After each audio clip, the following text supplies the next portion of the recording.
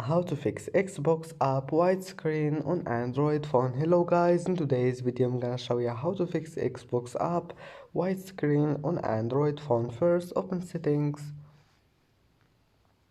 and now scroll down until you find here apps and then click apps again, and here just type here WhatsApp, I mean Xbox, and first go to storage, click clear cache,